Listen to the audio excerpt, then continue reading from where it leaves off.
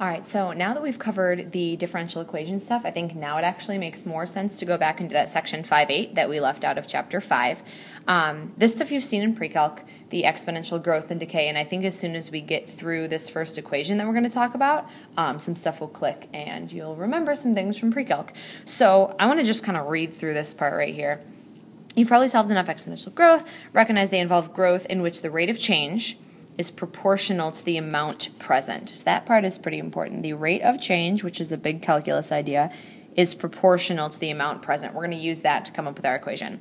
And so this is, these next sentences kind of describe what exponential growth does. The more bacteria, the faster they multiply. The more radioactive material, the faster it decays. The greater your bank account, the faster it grows.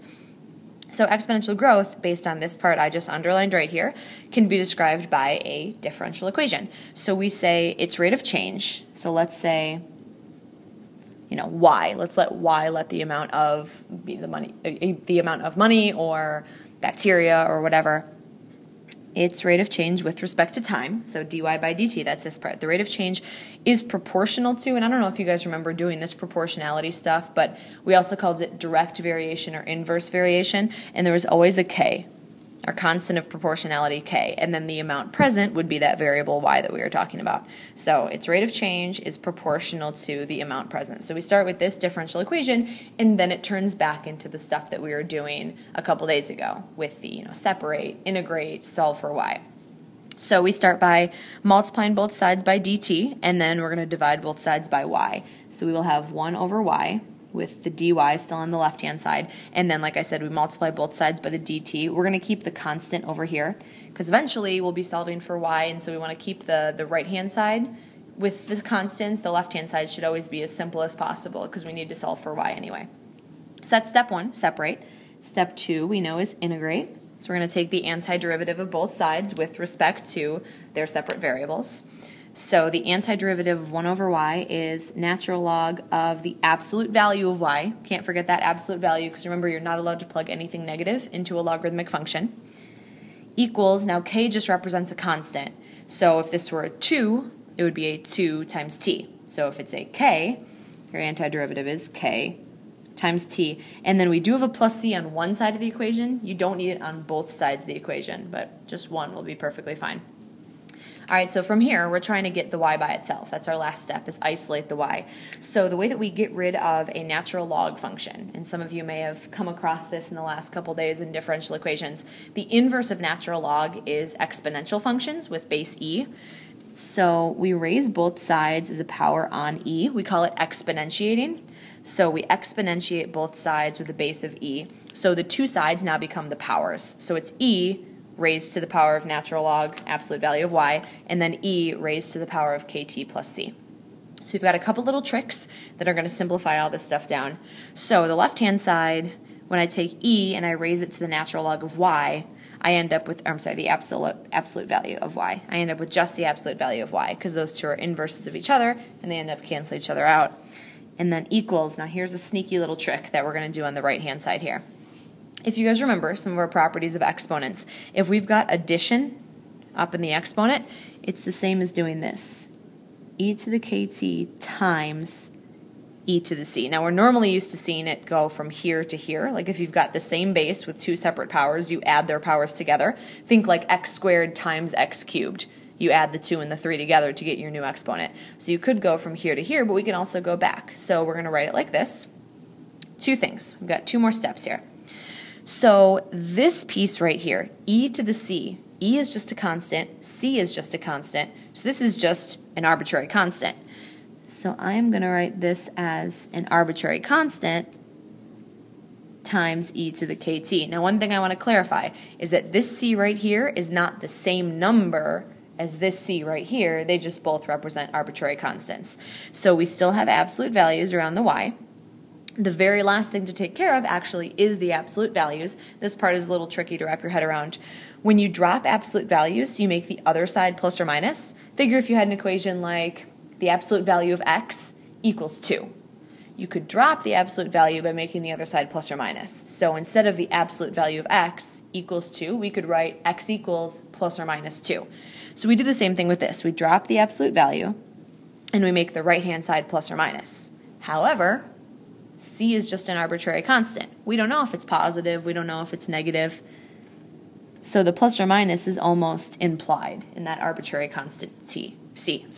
So this is our final equation, and I'm hoping that this looks very familiar to you. All right, you've seen that in pre-calc with exponential growth and decay. So now with this, let me label what everything on here represents. Okay, so Y is the current amount. We talked about that.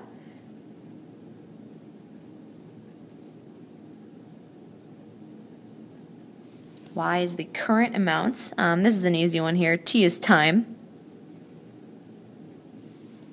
C ends up being the initial value, the initial amount when t equals 0, because when t equals 0, e to the 0 is 1. So y equals c ends up being our initial amount when t equals 0.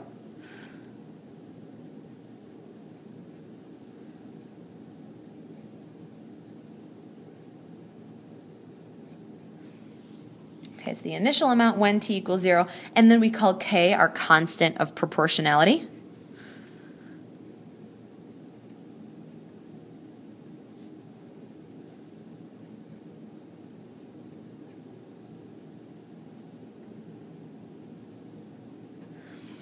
Constant of proportionality, and that stuff's from like inverse variation and direct variation.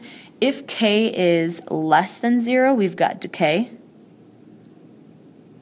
And if our constant k is greater than 0, we're talking about growth. And like I said, hopefully that looks familiar from our work with pre-calc. Okay, so now we've got kind of all the info here about what exponential growth and decay functions look like. Now we're going to look at a handful of examples. All right, so let's flip this over. Okay, so the half-life of the radium isotope, whatever that is 1,620 years. How long will it take for a 208-gram sample to decay down to 75 grams? So with every single one of these, what we're going to do is we're going to start off with our equation. Okay, so with this section, you'll notice very quickly there really isn't calculus involved. We did the calculus to come up with this. This is more pre-calc stuff, okay? So we know what our initial amount is. It's a 208-gram sample, and so this is just the value of C, because when t equals 0, that's the value of C. And then eventually, like the 75 grams will end up going in for Y once we get to that point. So we're going to start with this. We figured out what C is. We didn't really figure it out. It's kind of handed to us in the equation. So we can rewrite it like this. We know when t is 0, we would end up solving for C, and it would be 208. So that's our kind of revamped equation. We need to find K. All right, and the half-life tells us what K would be. All right, so half-life means we would be down to 104. All right, so here's what we're going to write. This, and I want to take this equation and tweak it a little bit. If I write this, so Y is my current amount, C is the initial amount. So if I do Y divided by C, it tells me what proportion I currently have. All right, so if I do Y divided by C, what I'm looking for right now is half of that. I want Y divided by C to be half of my current amount.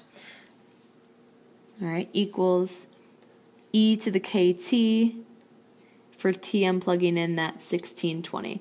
All right, so this tells me when t is 1620, I have half the amount that I usually had. We also could have plugged in 104 in for y, which is half of 208, and then when I divided both sides by 208, it would have reduced down to 1/2. So this is almost like a shortcut right here. It's a shortcut we're going to need in the next couple problems.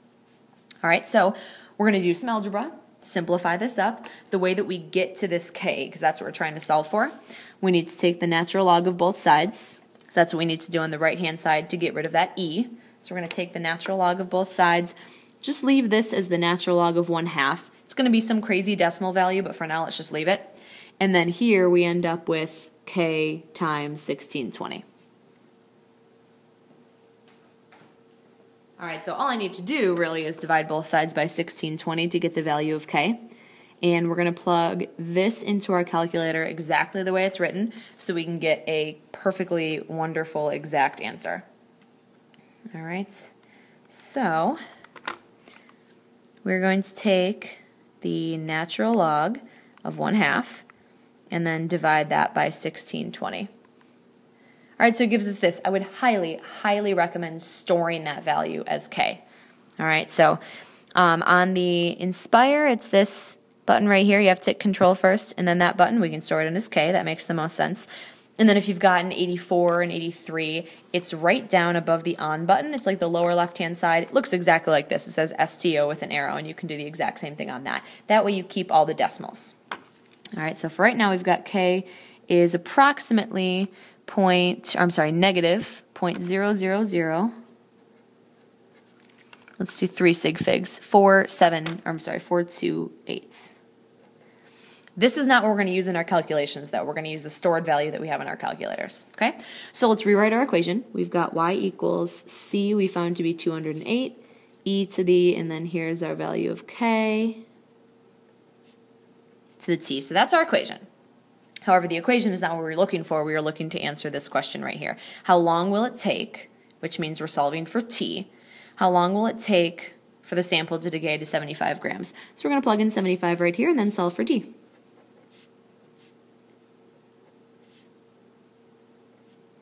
Okay, so the first thing we're going to do is we're going to divide both sides by 208.